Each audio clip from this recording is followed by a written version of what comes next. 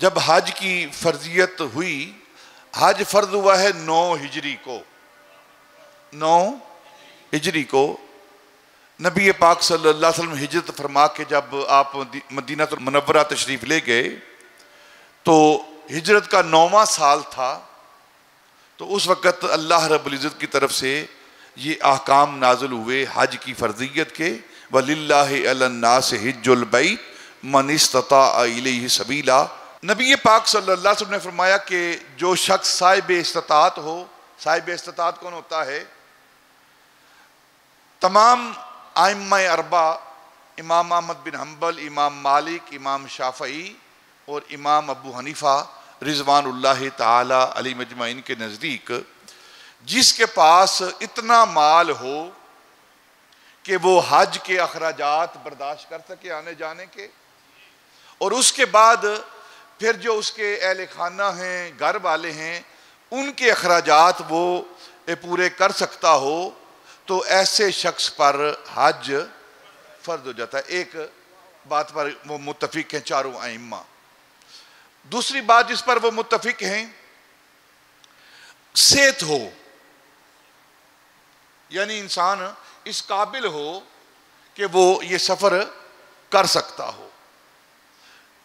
ان دو باتوں پر ائمہ اربع چاروں امام فقہ کے وہ متفق ہیں۔ ایک بات جو صرف حضرت امام ابو حنیفہ رضی اللہ تعالی عنہ نے بیان کی ہے، اور صاحب استطاعت ہونے کے لیے جو تیسری شرط رکھی ہے وہ کیا ہے؟ آپ نے فرمایا کہ جو سفری معاملات ہیں وہ بھی انسان اس کو پورا کرنے پر قادر ہو۔ سفری معاملات ہیں۔ سفری معاملات کیا ہیں؟ پہلا معاملہ کیا ہے؟ اس کا جو سفر ہے وہ امن والا ہو، سفر امن والا ہو، یعنی وہ امن و سکون کے ساتھ آ اور جا سکتا ہو۔ اور دوسری شرط جو اجازت نامے ہیں، جو اجازت نامے ہیں حج کے، وہ بھی پورے ہوں اس کے۔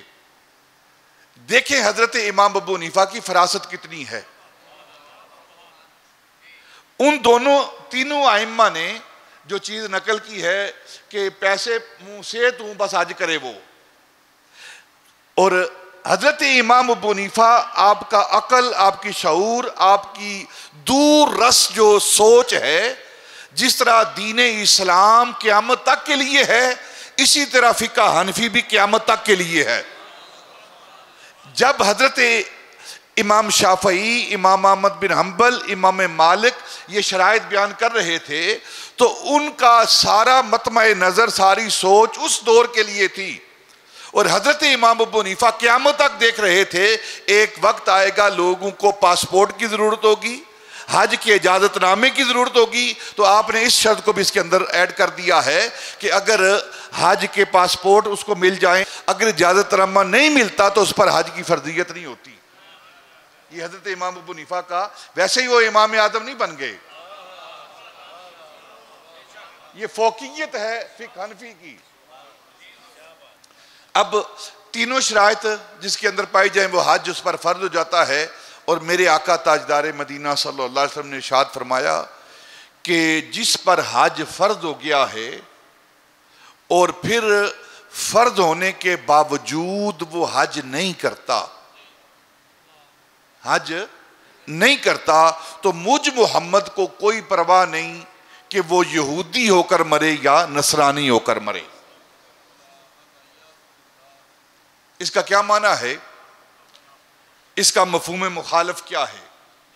نبی پاک نے فرمایا کہ جس پر حج فرض ہے، ساری شرائط پوری کر رہا ہے، پھر وہ حج کو نہیں جاتا، تو مجھے اس کی کوئی پرواہ نہیں وہ یہودی ہو کر مرے یا وہ نصرانی ہو کر مرے۔